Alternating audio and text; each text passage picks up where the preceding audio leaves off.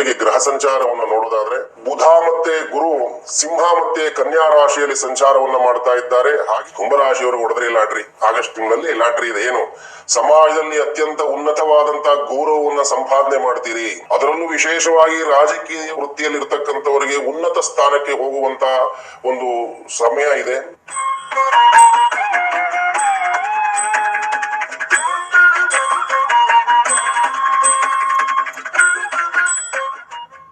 ಶ್ರೀ ಗುರುಭ್ಯೋ ನಮಃ. ಗುರು ಬ್ರಹ್ಮ ಗುರು ವಿಷ್ಣು ಗುರುದೇವೋ ಮಹೇಶ್ವರ ಗುರು ಸಾಕ್ಷಾತ್ ಪರಬ್ರಹ್ಮ ತಸ್ಮೈ ಶ್ರೀ ಗುರುವೇ ನಮಃ. ಉಗ್ರಂ ವೀರಂ ಮಹಾವಿಷ್ಣುಂ ಜ್ವಲಂತಂ ಸರ್ವತೋಮುಖಂ ನೃಸಿಂಹವೇಷಣಂ ಭದ್ರಂ ಮೃತ್ಯೋ ನಮಾಮ್ಯಹಂ. ಸಮಸ್ತ ವೀಕ್ಷಕ ಬಾಂಧವರಿಗೆ ದುರ್ಗೇಸರಿ ಅಸ್ಟ್ರೋ ಚಾನಲ್ ಇಂದ ಸ್ವಾಗತವನ್ನ ಕೋರುತ್ತಾ, ಶ್ರಾವಣ ಲಗ್ನ ಶ್ರಾವಣ ಮಾಸದ ಕುಂಭರಾಶಿಯವರಿಗೆ ಹೇಗಿದೆ ಅಂತ ತಿಳಿಯೋಣ ಬನ್ನಿ. ಮೊದಲಿಗೆ ಗ್ರಹ ಸಂಚಾರವನ್ನು ನೋಡೋದಾದ್ರೆ ಬುಧ ಮತ್ತೆ ಗುರು ಸಿಂಹ ಮತ್ತೆ ಕನ್ಯಾ ರಾಶಿಯಲ್ಲಿ ಸಂಚಾರವನ್ನ ಮಾಡ್ತಾ ಇದ್ದಾರೆ. ಹಾಗೆ ಗುರು ವೃಷಭ ಮತ್ತೆ ಮಿಥುನ ರಾಶಿಯಲ್ಲಿ ಪ್ರಭಾವವನ್ನ ಬೀರ್ತಾ ಇದ್ದಾರೆ. ಶನಿ ಭಗವಂತ ಮೀನ ರಾಶಿಯಲ್ಲಿದ್ದು ನಿಮ್ಮ ರಾಶಿಗೆ ಪ್ರಭಾವವನ್ನ ಬೀರ್ತಾ ಇದ್ದಾರೆ. ಅಂದ್ರೆ ಕುಂಭ ರಾಶಿಗೆ ಪ್ರಭಾವವನ್ನ ಬೀರ್ತಾ ಇದ್ದಾರೆ. ನಾಳೆ ಸಾತ್ ಶನಿ. ಹಾಗಿದ್ರೆ ಫಲಾಫಲಗಳನ್ನು ನೋಡೋಣ. ಕುಂಭರಾಶಿಯವರು ಹೊಡೆದ್ರಿ ಲಾಟ್ರಿ. ಆಗಸ್ಟ್ ತಿಂಗಳಲ್ಲಿ ಲಾಟ್ರಿ ಇದೆ. ಏನು ಸಮಾಜದಲ್ಲಿ ಅತ್ಯಂತ ಉನ್ನತವಾದಂತಹ ಗೌರವವನ್ನ ಸಂಪಾದನೆ ಮಾಡ್ತೀರಿ. ಉನ್ನತ ಅಧಿಕಾರವನ್ನ ಸಂಪಾದನೆ ಮಾಡ್ತೀರಿ. ಯಾರು ಕುಂಭರಾಶಿಯವರು. ಯಾರಿಂದ? ಭಗವಂತ ಶನೇಶ್ವರ ಮಹಾನ್ ಭಾವದ. ಯಾಕಂದ್ರೆ ಸಾಡೆ ಶನಿವಾರದಿಂದ ತುಂಬಾ ಕಷ್ಟ ನಷ್ಟಗಳನ್ನ ನೋಡ್ಕೊಂತ ಬಂದಿದ್ದೀರಿ. ತುಂಬಾ ವರ್ಷಗಳಿಂದ ಕಷ್ಟವನ್ನ ಪಡ್ತಾ ಬಂದಿದ್ದೀರಿ. ಆದ್ರೆ ಈ ಶ್ರಾವಣ ಮಾಸದಲ್ಲಿ ಭಗವಂತ ನಿಮಗೆ ಒಳ್ಳೆಯದನ್ನ ಮಾಡ್ತಾ ಇದ್ದಾರೆ. ಸಮಾಜದಲ್ಲಿ ಅತ್ಯುನ್ನತ ಗೌರವವನ್ನು ಕೊಡ್ತಕ್ಕಂಥದ್ದು, ಅದರಲ್ಲೂ ವಿಶೇಷವಾಗಿ ರಾಜಕೀಯ ವೃತ್ತಿಯಲ್ಲಿ ಇರ್ತಕ್ಕಂಥವರಿಗೆ ಉನ್ನತ ಸ್ಥಾನಕ್ಕೆ ಹೋಗುವಂತ ಒಂದು ಸಮಯ ಇದೆ. ಮತ್ತೆ ಕಲಾ ಶಿಕ್ಷಣ ಮತ್ತೆ ಈ ಚಿತ್ರಕಲೆ, ಈ ಫಿಲಿಂ ಇಂಡಸ್ಟ್ರಿ ಅವರಿಗೆ, ಈ ಟೆಕ್ನಿಕಲ್ ಡಿಪಾರ್ಟ್ಮೆಂಟ್ ಇದ್ದವರಿಗೆ ಎಲ್ಲರಿಗೂ ಅತ್ಯಂತ ಉನ್ನತವಾದಂತ ಉತ್ತಮವಾದಂತ ಕಾಲ ಕುಂಭರಾಶಿಯವರಿಗೆ. ಅದರಲ್ಲಿ ತುಂಬಾ ಆಸಕ್ತಿಯನ್ನ ನೀವು ಪಡ್ಕೊಂತೀರಿ. ಸ್ವಲ್ಪ ಧಾರ್ಮಿಕ ಯಾತ್ರೆಗಳು ಜಾಸ್ತಿ ಮಾಡಿ. ಅಂದ್ರೆ ಶ್ರಾವಣ ಮಾಸದಲ್ಲಿ ಧಾರ್ಮಿಕ ಯಾತ್ರೆಗಳನ್ನ, ಅದರಿಂದ ಇನ್ನೂ ಹೆಚ್ಚಿನ ವಿಶೇಷವಾದ ಫಲಗಳನ್ನ ನೀವು ಅನುಭವಿಸ್ತೀರಾ. ಹಣಕಾಸಿನಲ್ಲಿ ಉತ್ತಮ ಸ್ಥಿತಿಯನ್ನ ನೀವು ಗಳಿಸಿದ್ದೀರಿ. ಯಾವ್ದಾದ್ರು ಹೂಡಿಕೆ ಇದ್ರೆ ಮಾಡಿ. ಅಂದ್ರೆ ಹೂಡಿಕೆಗಳಿಂದ ನಿಮ್ಗೆ ಅತ್ಯಂತ ಹೆಚ್ಚಿನ ಲಾಭ ಸಿಕ್ಕುತ್ತೆ ಕುಂಭರಾಶಿಯವರಿಗೆ. ಮೊದಲೆಲ್ಲ ತುಂಬಾ ಕಷ್ಟಪಟ್ಟಿದ್ದೀರಿ, ಹಣಗಳನ್ನೆಲ್ಲವನ್ನ ಕಳೆದಿದ್ದೀರಿ. ಆದ್ರೆ ಈ ಶ್ರಾವಣ ಲಗ್ನದಲ್ಲಿ ಕುಂಭರಾಶಿಯವರಿಗೆ ಲಕ್ಕಿ ಡ್ರಾ, ರಾಜಯೋಗ, ಸ್ವಾಮಿ ಗಜಕೇಸರಿ ಯೋಗ ಅಂತ ಹೇಳ್ತೀವಲ್ಲ, ಹಾಗೆ ಈ ಹಣಕಾಸಿನ ಸ್ಥಿತಿ ಉತ್ತಮವಾಗಿರುತ್ತೆ ನಿಮಗೆ. ಮತ್ತೆ ಕೌಟುಂಬಿಕವಾಗಿ ನೀವು ಸ್ವಲ್ಪ ಪ್ರೀತಿ ಪಾತ್ರರೊಡನೆ ಅತ್ಯಂತ ಸಮಯವನ್ನ ಕಳೆಯಿರಿ. ತುಂಬಾ ಸ್ಟ್ರಗಲ್ ಪೀರಿಯಡ್ ಮಾಡ್ಕೊಂಡಿದ್ದೀರಿ. ಸ್ವಲ್ಪ ಕುಟುಂಬಿಕವಾಗಿ ಚೆನ್ನಾಗಿದೆ ನಿಮಗೆ. ಆ ಕೌಟುಂಬಿಕ ಯಶಸ್ಸನ್ನ ಪಡ್ಕೊಬೇಕು ಅಂದ್ರೆ ನಾವು ಅವ್ರಿಗೆ ಸ್ವಲ್ಪ ಸಮಯ ಕೊಡಬೇಕು. ಅವ್ರ ಜೊತೆ ನಾವು ಇರಬೇಕು ಕೌಟುಂಬಿಕವಾಗಿ. ಆಗ ಇನ್ನೂ ಹೆಚ್ಚಿನ ಪರಿಶ್ರಮಗಳು, ಹೆಚ್ಚಿನ ಫಲಾನುಫಲಗಳನ್ನ ನೀವು ಪಡಿತೀರಿ. ಇನ್ನ ಶಿಕ್ಷಣ ವಿದ್ಯಾರ್ಥಿಗಳಿಗೆ ಹೇಳೋದಾದ್ರೆ ನೀವು ಸಕ್ಸಸ್. ಆಗಸ್ಟ್ ತಿಂಗಳಲ್ಲಿ ನೀವು ಮುಟ್ಟಿದ್ದೆಲ್ಲ ಚಿನ್ನ ಅಂತ ಹೇಳ್ತೀವಲ್ಲ, ಹಾಗೆ ಶಿಕ್ಷಣದಲ್ಲಿ ಇದ್ದವರಿಗೆ ನಿಮಗೆ ಸಕ್ಸಸ್ ಜಾಸ್ತಿ ಇರುತ್ತೆ. ಸಕ್ಸಸ್ ರೇಟ್ ಜಾಸ್ತಿ ಇರುತ್ತೆ. ನಿಮಗೆ ವೃತ್ತಿಯಲ್ಲಿ ಅನೇಕ ಬದಲಾವಣೆಗಳು ನಿಮಗೆ ಆಗುತ್ತವೆ. ತುಂಬಾ ಯಶಸ್ಸನ್ನ ಪಡ್ಕೊಂತೀರಿ. ಆದ್ರೆ ಇದೆಲ್ಲ ಫಲ ನಿಮಗೆ ಸಿಗಬೇಕು ಅಂದ್ರೆ ದೈವ ಚಿಂತನೆಯನ್ನ ಮಾಡಬೇಕು. ನೀವು ಧಾರ್ಮಿಕ ಕ್ಷೇತ್ರಗಳಿಗೆ ದೇವರನ್ನ ಪ್ರಾರ್ಥನೆ ಮಾಡಬೇಕು.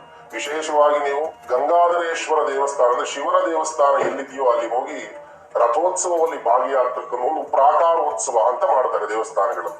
ಒಂದು ಉತ್ಸವ ಮಾಡಿಸಿ. ಶಿವನ ಉತ್ಸವವನ್ನ ಮಾಡೋದ್ರಿಂದ ಕುಂಭರಾಶಿಯವರು ಈ ಶ್ರಾವಣ ಲಗ್ನದಲ್ಲಿ ಇನ್ನೂ ಹೆಚ್ಚಿನ ಶ್ರಮವನ್ನ, ಹೆಚ್ಚಿನ ಫಲಗಳನ್ನ ನೀವು ಪಡಿತೀರಾ. ಶಿವನ ಆರಾಧನೆ ಮಾಡೋದ್ರಿಂದ, ಶಿವನ ಉತ್ಸವಗಳನ್ನ ಮಾಡೋದ್ರಿಂದ ನಿಮ್ಗೆ ಹೆಚ್ಚಿನ ಫಲಗಳನ್ನ ಸಿಗ್ತೀರಿ. ವಿಶೇಷವಾಗಿ ಈ ಶ್ರಾವಣ ಮಾಸದಲ್ಲಿ ವಿಷ್ಣುವಿನ ಆರಾಧನೆ ಕೂಡ ಮಾಡ್ತಾರೆ.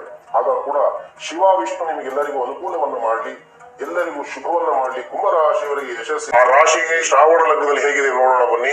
ಬುಧ ಮತ್ತೆ ಗುರು ಸಿಂಹ ಕನ್ಯಾ ರಾಶಿಯಲ್ಲಿ ಸಂಚಾರವನ್ನ ಮಾಡ್ತಾ ಇದ್ದಾರೆ. ಆದ್ರೂ ಶನಿ ಭಗವಂತ ಜನ್ಮ ಶನಿಯಾಗಿ ಕೂತಿರೋದ್ರಿಂದ ನಿಮಗೆ ಅತ್ಯಂತ ರಾಜನಾಗಿ ಮೆರೆಸ್ಬಿಡ್ತಾನೆ ನಿಮ್ಮನ್ನ. ಶ್ರಾವಣ ಲಗ್ನದಲ್ಲಿ ನಿಮ್ಮನ್ನ ರಾಜನಾಗಿ ಮೆರೆಸ್ತಾನೆ. ಸಮಾಜದಲ್ಲಿ ಅತ್ಯುನ್ನತವಾದ ಗೌರವವನ್ನ ಕೊಡ್ತಾನೆ. ರಾಜಕೀಯದಲ್ಲಿ ಇರ್ತಕ್ಕಂಥವ್ರು ಮುಖ್ಯಮಂತ್ರಿ ಆಗಿ ಹೋಗ್ತಾರೆ.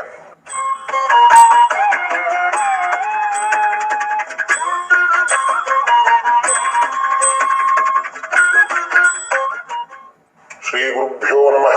ಗುರು ಬ್ರಹ್ಮ ಗುರು ವಿಷ್ಣು ಗುರುದೇವೋ ಮಹೇಶ್ವರ ಗುರು ಸಾಕ್ಷಾತ್ ಪರಬ್ರಹ್ಮ ತಸ್ಮೈ ಶ್ರೀ ಗುರುವೇ ನಮಃ.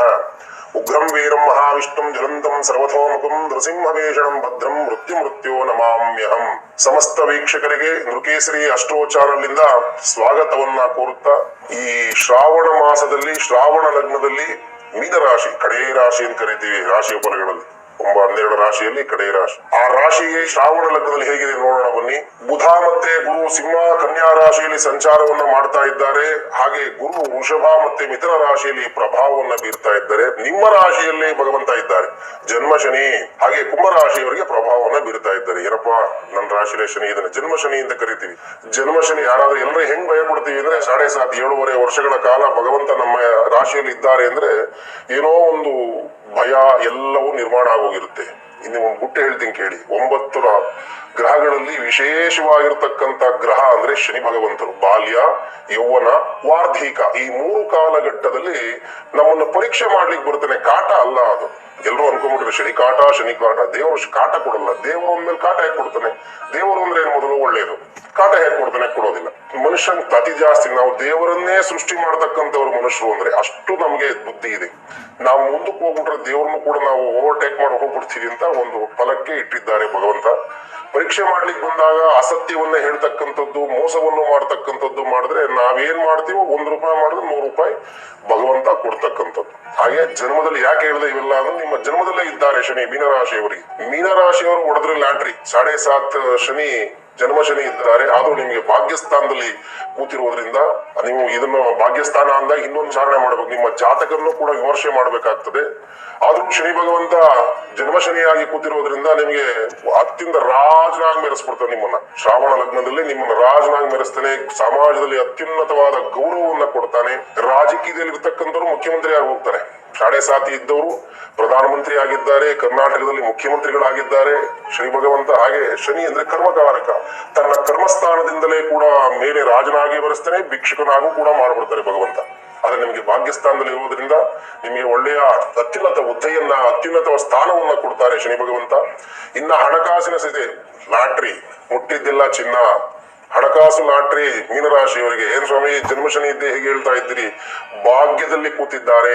ನಿಮ್ಮ ಜಾತಕ ಮತ್ತೊಮ್ಮೆ ಹೇಳ್ತೇನೆ, ಆದ್ರೂ ಕೂಡ ಹೆಚ್ಚಿನ ಫಲ ಬೇಕಾ? ನಿಮ್ಮ ಜಾತಕ ವಿಮರ್ಶೆಯನ್ನ ಮಾಡ್ಕೊಡಿ. ನಿಮ್ಮ ಜಾತಕದಲ್ಲಿ ಶನಿ ಭಗವಂತ ಯಾವ ಸ್ಥಾನದಲ್ಲಿ ಇದ್ದಾರೆ ವಿಮರ್ಶೆ ಮಾಡ್ಕೊಡಿ. ಹಣಕಾಸಿನ ಸ್ಥಿತಿ ಅತ್ಯುತ್ತಮವಾಗಿರುತ್ತೆ. ಇನ್ನ ವೃತ್ತಿ ಜೀವನವನ್ನು ಮಾತಾಡ್ಬೇಕು ಅಂದ್ರೆ ಹೊಸ ಅವಕಾಶಗಳು ನಿಮ್ಗೆ ಹುಡ್ಕೊಂಡ್ ಬರುತ್ತವೆ. ಹೊಸ ಕೆಲಸ, ಸ್ಥಾನ ಪಲ್ಲಟ ಅಂತ ಕರಿತೀವಿ. ಒಳ್ಳೆ ಕೆಲಸನ ಇನ್ನೂ ಅತ್ಯುನ್ನತವಾದ ಒಳ್ಳೆ ಕೆಲಸಕ್ಕೆ ಹೋಗ್ತಕ್ಕಂಥದ್ದೆಲ್ಲವೂ ನಿರ್ಮಾಣ ಮಾಡ್ತಾರೆ ಭಗವಂತ.